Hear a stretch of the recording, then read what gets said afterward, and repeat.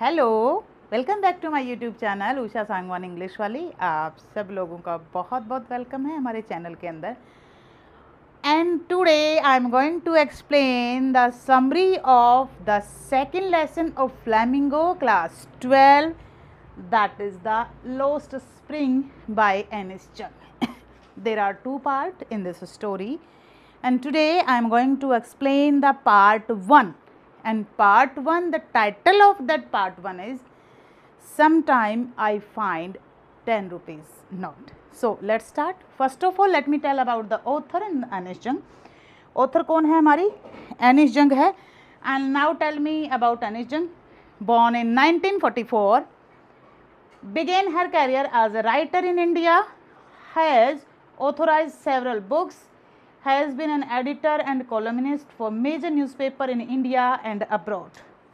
And now let's start the summary of Lost Spring. Lost Spring का मतलब क्या होता है? सबसे पहले हमें ये देखना होता है। पहले स्प्रिंग किस चीज़ का सिंबल है? ऑप्टिमिज्म, होप, उम्मीद, उल्लास का सिंबल, खुशी का सिंबल, बहुत कुछ डिफाइन करता है ये स्प्रिंग क्या होता है। लेकिन यहाँ पे see lost then spring, lost spring, the stories of stolen childhood. जो लॉस्ट स्प्रिंग का जो टाइटल है अपने आप में ही इंडिकेट कर देता है कि ये है किसके बारे में। और इसमें जो हमें राइटर एर्नेस्ट जंग है, बहुत ज़बरदस्त कहानी इसने बताई है। दो पार्ट हैं। Part 1, I want to become a motor mechanic, ठीक है। और सबसे बड़ी बात है, ये पार्ट कहाँ से उठाया? In the periphery of Delhi, capital of India. India की कैपिटल से उठा लिया, मतलब कहीं ना कहीं आघात कर दिया ना उसने। दूसरा जो है I want to become a motor mechanic, दूसरा एनसीआर से उठा लिया। Faridabad, famous for bangle industry. Two part. Today I will explain part 1 only, and in the part 1 I will tell you that how she has beautifully explained the story of rag pickers. Rag pickers की जो कहानी थी उसने कैसे beautifully बताया हमें। Story of stolen childhood. देखो भाई, आप ये मान करके चलना, after the independence of so many years, Bharat में आज़ादी के इतने सालों के बाद भी क्या था? चाइल्ड लेबर को अबॉलिश किया गया था, but still flourishing in India. अरे जाके देखो बाहर, जैसे जैसे आप बाहर निकलोगे ना, आप नोटिस करोगे, आपने चाय की दुकान पे देखा होगा काम करते हो, आपने घरों में देखा होगा छोटी छोटी लड़कियां काम करने आती हैं। चाय वाले ढाबे पे जा कर के देख लो, शॉप पे जा कर के देख लो, बहुत जगह आप इन लड़कों ने देखा होगा। आपको पता है, मैं सचमुच, मेरे को बहुत गुस्सा आता है जब मैं इन सब चीज़ को देखता हूँ। और कम से कम भी मैंने, जैसे ना झांसी की रानी बन के, कम से कम 5 से 7 जगह मैंने पॉइंट आउट किया उन लोगों को जो छोटे बच्चों से काम करा रहे थे कि भैया आपको पता है ये चाइल्ड लेबर अबॉलिश है इंडिया के अंदर। और सामने वाले ने जब मुंह खोला ना, भैया अपन वहीं चुप हो गया, हमारी औकात नहीं थी उससे अगला क्वेश्चन पूछने की। One day I was somewhere else in the shop and he shouted, ए छोटू तुझे समझ नहीं आ रही कि मैंने कितनी बार बोला? मैंने बोला, ए उसको डांटने से पहले आपने सोचा है? वो छोटा सा बच्चा, एक तो आप काम करा रहे हो, आपको पता है हम कंप्लेंट भी कर सकते हैं आपकी। बोला करो मैम। और मैंने देखो इतना बोल्डली आंसर कर रहा है। बोला पता है ये छोटू को कहाँ से उठा के लाया हूँ मैं? बोला रोज़ यहीं दुखी करता था ये। मैंने कहा क्या?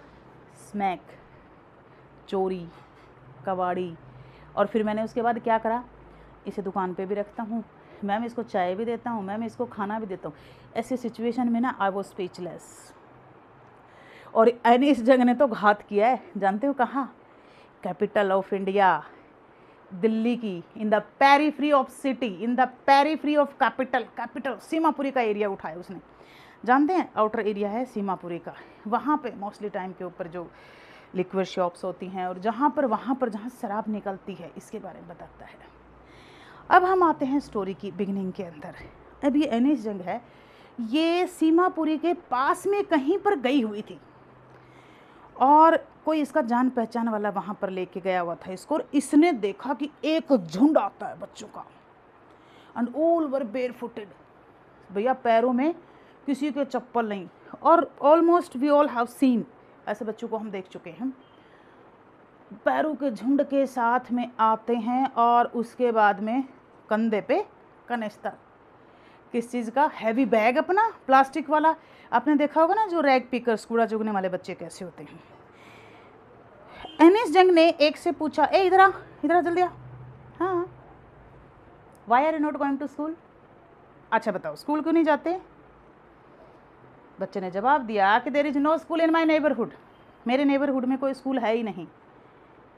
तो इसने बड़ा ब्यूटीफुली बोला एनिस जंग ने, और अगर मैं बनवा दूं तो, बोला ओके, अगर आप बनवा दोगे तो मैं चला जाऊंगा। एनिस जंग ने लिटरली ये बात बोली, लेकिन उसके कुछ दिन बाद बच्चा आ जाता है और बच्चा आके बोलता, मैम आपने स्कूल बनवा दिया। भाई कसम से ये जो वर्ड थे ना, ये वर्ड झकझोड़ गया एनिस जंग की जो सोल थी अंदर से, उसको ऐसे कचोट डाला कि यार कितना मासूम सा बच्चा है, कितना मतलब कैसे एक वर्ड आएगा इसमें, लिटरेचर की एक लाइन है, ब्लीक वर्ड, कि यार ये कितना क्रूल वर्ल्ड है ना। इस वर्ल्ड के अंदर इस बच्चे को मैंने बोला कि मैं स्कूल बनवाऊंगी तो तुम आओगे, बच्चा आ गया कि स्कूल बनवा लिया। बड़ी हार्ट टचिंग था, दिल को एकदम धक्का सा लगा। चलो जी, एनी हाउ जो भी था। अब क्या करती है, एनिस जंग ने बड़े प्यार से बच्चों से पूछा, अच्छा बेटा व्हाट इज योर नेम। बच्चे ने बोला साहिब आलम। साहिब आलम जानते हो मतलब क्या होता है साहिब आलम का, गॉड ऑफ यूनिवर्स। साहिब आलम का मतलब होता है गॉड ऑफ यूनिवर्स।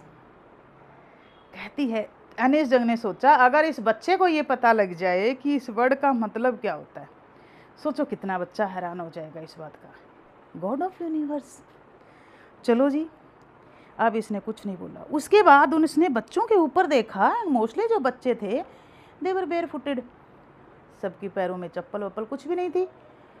तो उसने पूछा कि why are you not wearing chappal. ओ भाई कितना ब्यूटीफुली बच्चा बेवकूफ़ बना रहा है। आपको पता है बड़ा क्यूट लगता है जब हमें पता होता है छोटा सा बच्चा झूठ बोल रहा है और हम जानते हैं कि बच्चा झूठ बोल रहा है, बहुत सुंदर लगता है कसम से। अब वो बच्चा एक कह रहा है, सुनो मेरे पास चप्पल तो हैं लेकिन मैं पहनता नहीं। क्यों? क्योंकि मेरा मन नहीं करता पहनने का। अरे यार किसका मन नहीं करता पहनने का, सबका मन करता है, लेकिन चप्पल है नहीं। दूसरा कहता है चप्पल है मेरे पास लेकिन ऊपर रखी है तो मम्मा चप्पल देती ही नहीं उतार के। एक वर्ड आया लिटरेचर इस लाइन के अंदर, they were trying to hide the perpetual poverty. गरीबी को छुपाने की पूरी ताकत लगा रहे थे, कोशिश कर रहे थे कि हम अपनी गरीबी को छुपा, लेकिन क्या, एक होता ना वर्ड्स और एक्सप्रेशन दोनों मैच नहीं कर रहे थे। समटाइम देखा है अपने फेशियल एक्सप्रेशन होते हैं, internally we are not happy, but एक मुखोटा पहन के हम चलते हैं और हम क्या बोलते हैं, yes everything is okay I am fine, लेकिन जो वर्ड्स और एक्सप्रेशन दोनों ना मैच नहीं करते। यहाँ पर बच्चों के वर्ड्स और एक्सप्रेशन दोनों मैच नहीं कर रहे थे। जब बच्चे क्या कह रहे थे कि हमें चप्पल चाहिए नहीं, ओ माय गॉड, बड़ा शॉकिंग था एनिस जंग के लिए, कितना सुंदरता से झूठ बोल रहे हैं। और जब उस बच्चों को झूठ बोलते हुए देखा ना तो एनिस जंग को एक कहानी याद आती है। और कौन सी कहानी याद आती है? उस टाइम की, जिस वक्त Udupi is a name of place, 30 years back Udupi वो गई थी, एक डेसोलेटेड प्लेस था, एक छोटा सा बच्चा होता था वहाँ पे, एवरीडे वहाँ आता, एक टेम्पल था, टेम्पल के अंदर पुजारी का बेटा था वो, और वहाँ पर वो आता नहीं, यूजुअली प्रे टू माँ गॉडेस से प्रेयर करता कि माँ मुझे ना कुछ चाहिए। और जब कुछ दिन बाद जब यूदीपी जगह पर जब ये जाती है एनिस जंग, तो इसने वहाँ पर देखा रेड कलर की चेयर्स होती हैं, ये बच्चा होता है वहाँ पे, and he was wearing school uniform. तो वो सोच रही थी कि जब कभी कभी आपने सुना है ये बात कि गलत मत बोलो, क्या पता आपकी ज़ुबान के ऊपर सरस्वती बैठी हो। तो समटाइम ना ऐसे होता है कि जैसे सरस्वती वहाँ पर बैठी थी उस बच्चे की ज़ुबान पे, और ऐसे लग रहा था कि किसी की प्रेयर सुनी गई। और आज ये जो बच्चा बैठा था, बच्चा यूनिफॉर्म में था, मीन्स भगवान ने कहीं ना कहीं, माता रानी ने कहीं ना कहीं उसकी प्रेयर सुनी। अब ये कोई जान पहचानने वाला था और वहाँ सीमापुरी के एरिए में एनिस जंग को लेकर के गया। तो एनिस जंग ने देखा वहाँ पर near about 10,000 rag pickers were living there, 10,000 के करीब रैग पिकर्स वहाँ पर थे। और क्या कंडीशन थी उन रैग पिकर्स की? रैग पिकर्स कैसे थे कि they were living in bad condition. Tarpaulin की टीन शेड के नीचे वो रह रहे थे, को existing of human beings and animals. बड़ा समझ नहीं आ रहा था उसको, बड़ा किचपिच हो रहा था, पावर्टी थी, गरीबी थी। तो एनीस यंग ने ये पूछा, वहाँ पर एक फीमेल थी, उस फीमेल को बुलाया, कहाँ से आए हो आप? बोला बांग्लादेश ढाका से। क्यों आए हो तुम बांग्लादेश ढाका से? क्योंकि कहती है कि that place is full of greenery. तो आपने बांग्लादेश ढाका से उस जगह को छोड़ करके आप यहाँ क्यों आए? कहती है एक बात बताओ, एक ऐसी जगह रहकर हम क्या करें जहाँ हमें हर रोज़ खाली पेट सोना पड़े, जहाँ हमें हर रोज़ भूखा पेट सोना पड़े। तो ऐसी जगह जाने का तो हमारा कोई फ़ायदा ही नहीं बन रहा था। तो फिर क्या करा तुमने? दैट्स वाई हमने जो है ना कुछ भी नहीं डिसाइड करा और हमने क्या करा, हम वहाँ पर नहीं रह रहे। We have left that place, क्योंकि 1975 के अराउंड हमारे घर बह गए थे, इसलिए हम यहाँ आकर रहने लगे। तो इसने पूछा कि आपका आइडेंटिटी कार्ड कहाँ है? तो कहती वो ज़रूरत नहीं है। तो क्या चाहिए? कहते आइडेंटिटी कार्ड नहीं चाहिए हमें, वी नीड राशन कार्ड। और राशन कार्ड आपको पता है, यहाँ दिल्ली के अंदर भी बहुत जगह राशन कार्ड फ्री में दिया जाता है वोट बैंक बनाने के लिए। ये फैक्ट है। जो एजुकेटेड लोग हैं, जो माइंड से गेम खेलते हैं, जो पॉलिटिकल पीपल हैं, वो जो पुअर पीपल होते हैं, उनको वोट बैंक का सहारा बनाते हैं। आज आप यकीन नहीं मानोगे, मैं 3 या 4 दिन से द्वारका मोड़ की तरफ जा रही हूँ। द्वारका मोड़ के नीचे इतनी ज़्यादा ई रिक्शा खड़ी है ना कि वहाँ से ट्रैफिक कैसे निकले हमें ये नहीं समझ में आ रहा कि इतनी ई रिक्शा क्यों। जो रोड था सब दबा रखा है। ये क्या है? Vote bank. यही सत्य है, इसमें कोई दो राय नहीं है। ई रिक्शा की भरमार है, रिक्शा नहीं दिखेगी आपको, ई रिक्शा ऊपर से टकरा रही है, ऐसे लग रहा है जैसे पता नहीं क्या ही हो जाएगा। कौन दे रहा है? स्किल डेवलप्ड एजुकेशन दो ना, कुछ रोज़गार दो ना। ये क्या रोज़गार था जो तुमने पूरे रोड को कंजेस्टेड कर लिया? बट हम कुछ नहीं कर सकते इसके अंदर। तो ये इन लोगों से पूछा गया कि भाई क्या क्या है तुम्हारा? कर ration card is more important and garbage has become gold for them. Garbage has become gold for them. कह रहा क्यों बना गार्बेज तुम्हारे लिए gold?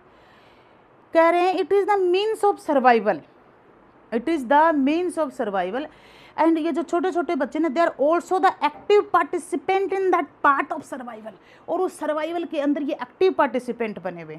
They are working with their parents, वो अपने पेरेंट्स के साथ कर रहे हैं। And the meaning of garbage is different from parents as well as from children. दोनों के लिए दोनों का डिफरेंट मीनिंग। क्या मीनिंग है? करे जो बच्चे हैं ना, बच्चों को क्या लगता है? It is wrapped in wonder. Scrounging वो क्या करते हैं? Some time we find 10 rupees note, क्योंकि जिस वक्त के ऊपर वो कूड़े को खंगालते हैं ना, स्क्राउंजिंग का मतलब होता है कूड़े को छांटना। पता कोई बार तो 10 का नोट भी मिल जाता है हमें, कॉइन्स तो मिल ही जाते हैं, कोई नई बात नहीं है, नथिंग न्यू। मान लो रोड को आपने साफ़ किया, कहीं पर कुछ ना कुछ मिल ही जाएगा। तो कहता है कि ये हमारे लिए कोई नई चीज़ नहीं है। कई बार हमें क्या मिल जाते हैं? 10 रुपये का नोट भी मिल जाता है। Sometimes we find 10 rupees note. और उसके बाद और कहता मज़ा आता है, इंटरेस्टिंग सा होता है। ये फैक्ट है। आपको पता है कुछ लोग ऐसे होते हैं बाई मिस्टेक। मेरे को याद है जब ये लोस्ट स्प्रिंग का 2007 के अंदर ये सिलेबस चेंज होकर के आया, तो I was working in A private school, और उसमें ना लिफाफे में सैलरी दी जाती थी। तो एक टीचर अगले दिन स्कूल में आई कि मैंने जाके सैलरी टेबल पे रखी। अगले दिन जाके मैंने पूछा टेबल पे सैलरी रखी तो क्या हुआ? तो मेरी माताजी ने मुझे बताया कि वो तो मैंने कूड़े वाले को दे दी। बोली कैसे? बोली मुझे सच्चाई लगा कि ये फालतू का कागज़ पड़ा हुआ। बोली एनवलप था, एनवलप को दे दिया। अब उस टाइम के ऊपर उसकी 4-5 हज़ार रुपये सैलरी थी, 2007 की बात है। सोचो आप उस रैग पिकर को मिला होगा, है ना? तो इस तरह की जो मिस हैपनिंग्स होती हैं, इस तरह की बाय मिस्टेक्स कुछ चीज़ें हो जाती हैं। बड़ा था लगा था ये ऐसे। तो एक बात ध्यान रखना कि how garbage has become art for them. क्योंकि कहते देखो पहले क्या था, बिगनिंग के अंदर हमें ये ऐसे लगता था, अब ये हमारे लिए ना एक आर्ट का काम बन चुका है। अब हमें ये पता चल चुका है कि कैसे जो है ना आप इसको छांट सकते हैं, क्या बेनिफिट कर सकते हैं। आपको पता है एक बार क्या हुआ, मेरे यहाँ प्राइवेट, अब आजकल तो खैर सरकारी गाड़ियाँ लग गई हैं आपकी, तो गाड़ियाँ आ जाती हैं कूड़ा उठाने के लिए, लेकिन पहले क्या होते थे, प्राइवेट थे। मैंने तो अभी भी प्राइवेट ही ले रखा है, बता देती हूँ आपको। तो वो जो प्राइवेट वाला जो लड़का आता था वो हमसे कूड़ा उठाने का 100 रुपये लेता। एक दिन मैंने उससे पूछा, अच्छा एक बात बताओ, तुम 100 रुपये कूड़ा उठाने का लेते हो तो तुम्हारा 100 रुपये में काम चल जाता है? बोला हाँ, पागल समझे हो का आंटी? मैंने कहा है, अब 20,000 रुपये का कूड़ा बेच देते हैं हम। मैंने कहा what? And he said yes aunty, 20,000 रुपये का कूड़ा हम एक महीने का बेचते हैं। और नहीं तो आंटी ये तो पूरा मुझे 1,500 रुपये देती है जो आंटी मेरे से कूड़ा उठवाती है घर घर का। वो आंटी घर से कलेक्शन करती है 100 रुपीज़ की। उसने लड़के हायर कर रखे थे जिनको वो 1,500 रुपये देती, वो लड़का आगे कूड़ा बेच के 20,000 रुपये लेता महीने के। था ना मज़ेदार? तो कहते अब ये क्या करते थे, एक आर्ट बन चुकी थी इन लोगों के लिए। तो दोनों के लिए क्या है, ये क्वेश्चन बहुत इंपॉर्टेंट है और बहुत बार आता है एग्जाम के अंदर। What is the meaning of garbage for children as well as for elders? Elders और बच्चों के लिए इसका मीनिंग क्या है? It has different meaning for both, दोनों के लिए। It is a means of survival for elders and it is wrapped in wonder for children. इस तरह से आएगा। एक दिन अनीस जंग कहती है, शाम का सा टाइम था और अनीस जंग वहाँ पर चली जाती है। तो बाहर की तरफ जब निकले तो एक टेनिस कोर्ट बना हुआ था बाहर। उस टेनिस कोर्ट के बाहर खड़ा था साहिब आलम। तो उसने देखा कि साहिब आलम ऐसे दीवार के पास में खड़ा खड़ा उसको देख रहा है। तो अनीस जंग ने पूछा, अच्छा ये बताओ क्या देख रहे हो तुम यहाँ पे बच्चा? कह रहा मुझे ये टेनिस का जो मैच चल रहा है ना, अंदर जो बच्चे खेल रहे मुझे बहुत अच्छा लगता है। तो बोला तुम अंदर क्यों नहीं जाते? बोला नहीं, जब ये बच्चे चले जाते तो ये वाले अंकल है ना, ये मुझे भेज देते हैं। बोला अच्छा, और बोला अब? बोला अभी नहीं, जब तक बच्चे खेलेंगे तब तक अंकल परमिशन नहीं देंगे, लेकिन जैसे ही बच्चे चले गए तो अंकल मुझे परमिशन दे देते हैं। उस दिन साहिब आलम ने क्या कर रखा था, शूज़ भी पहन रखे थे, टेनिस शूज़ भी पहन रखे थे। बोला अच्छा ये बता तेरे पास ये शूज़ कहाँ से आए? बोला आंटी एक शूज़ के अंदर ना होल है। मीन्स किसी अमीर शहजादे के फेंके हुए शूज़ थे और उस शूज़ की वैल्यू इन बच्चों के लिए देखिए। भारत के अंदर इतनी गरीबी और देख करके हैरान रह जाता है, किसी के लिए कोई वैल्यू नहीं करता। डिसफिगर्ड हो रहे थे वो शूज़, बट फिर भी he was happy with that shoes. उन शूज़ के साथ वो बड़ा खुश था कि नहीं मैं खुश हूँ उन शूज़ के साथ। और उसके बाद बहुत हैरानी होती है। देन क्या कहती है कि तुम चले जाते। उसके कुछ दिन बाद अनीस जंग फिर साहिब आलम से मिलती है और उस दिन साहिब आलम का फेस बिल्कुल गिरा हुआ था बिल्कुल लटका हुआ, डल फेस। तो अनीस जंग ने पूछा है कि भाई यूर लुकिंग सो सैड, और उसके पास एक हैवी कनिस्तर था। कहता है now I am working at a tea stall, कि मैं आजकल एक टी स्टॉल पे वर्क करता हूँ। बोला अच्छा कहाँ पे? कहता है I am working at a tea stall, I am getting 800 rupees per month salary and I am getting one time meal. एक टाइम का खाना 800 रुपये मुझे मिलते हैं। तो लेकिन अनीस जंग ने देखा कि उसके जो फेस की केयर फ्री लुक थी वो ख़त्म थी। बहुत कुछ कह रही है यहाँ पे। फेस की केयर फ्री लुक गायब हो जाना। और देखो बच्चे को रैग पिकिंग छोड़ दिया गया बच्चे ने, उसके बावजूद he is doing his own work, he is having heavy canister on his shoulder, he is working somewhere else। उसे जॉब मिल गया, लेकिन फिर भी उसके फेस के ऊपर क्या था, केयर फ्री लुक नहीं थी। he has lost his care free look. खुश नहीं था। क्या साहिब खुश था? नहीं, he was not खुश, क्योंकि उसकी जो फ्रीडम थी वो जा चुकी थी। यहाँ अपने आप में बहुत एक ज़बरदस्त हिडन मीनिंग है। किसी के अंडर काम नहीं करना, जहाँ तक हो सके रात दिन अपने आप को लगा दो, लेकिन एंटरप्रेन्योर बनो, अपने लिए करो, दूसरों के लिए मत करो। क्योंकि जब तक आप दबके रहेंगे, जब तक आप नौकरी करेंगे, नौकरी में सिर्फ आप नौकर रहेंगे। अपने काम में अगर आपको नौकरी में 15,000 रुपये भी मिल रहे हैं और अपने काम से अगर आप 10,000 रुपये अर्न कर रहे हो, तो these 10,000 are more valuable and more important than those 15,000। ये 10,000 आपके लिए ज़्यादा कीमती हैं बजाय उस 15,000 के। तो हमें यहाँ पर ये सब चीज़ें ध्यान देने योग्य हैं, यहाँ हमें ध्यान भी देना चाहिए। और यहाँ पे ना अनीस जंग ने बहुत से क्वेश्चंस रेज कर दिए कि क्या हमें बच्चों को नहीं प्रोटेक्शन देनी चाहिए, क्या हमें बच्चों के बचपन के लिए कुछ हेल्प नहीं करनी चाहिए? बहुत से क्वेश्चंस यहाँ पर रेज किए हैं इस लेसन के अंदर। बहुत इंटरेस्टिंग ये लेसन है, बहुत कुछ हमें सिखाता है कि कई बार हमारे पास कुछ चीज़ होती है, कई बार हमारी क्या वैल्यू है, क्या हमारा टैलेंट है, हमारा मतलब क्या है, हमारे अंदर क्या गुण हैं, हमें उन सब चीज़ों के बारे में नहीं पता होता। तो ये सब चीज़ें बताए। दूसरी बात ये कहना कि he has lost his care free look, ये भी अपने आप में एक मैसेज है जो ये क्या बता रहा है कि भाई ज़रूरी नहीं है दूसरों के अंडर में आप कभी भी काम मत करो। जितना हो सके आप अपना कोई भी एंटरप्रेन्योरशिप करो और आप अपने लिए काम करो। तो ये पूरा का पूरा जो लेसन है ये समझा रहा था। और सबसे इम्पोर्टेंट जो क्वेश्चन इसमें बनता है वो ये बनता है, what is the meaning of garbage for them? What is the meaning of garbage for them, for elders as well as for children? Elder और बच्चे दोनों के लिए गार्बेज का मीनिंग क्या था, तो वो हमें क्या करना है, डिटेल्ड में इसका आंसर हमें बताता है। And garbage has become a art, perfect art for them, how, ये क्वेश्चन। और अगर शॉर्ट में लेकर के चलेंगे हम, तो शॉर्ट में लेकर के चलेंगे कि वॉज साहिब हैप्पी, क्या साहिब हैप्पी था, इस वाले क्वेश्चन को लेके चलेंगे। अगर कॉम्पिटेंसी और वैल्यू बेस्ड के ऊपर चलेंगे तो ये चाइल्ड लेबर के ऊपर क्वेश्चन बनेगा कि इंडिया के अंदर जो चाइल्ड लेबर है उसको हम किस तरह से मिट सकते हैं। ठीक है, तो ये था हमारा पार्ट 1 और इस पार्ट 1 को आज हम यहीं ख़त्म कर रहे हैं और कल की क्लास में हम पार्ट 2 को एक्सप्लेन करेंगे। Thank you, have a nice day.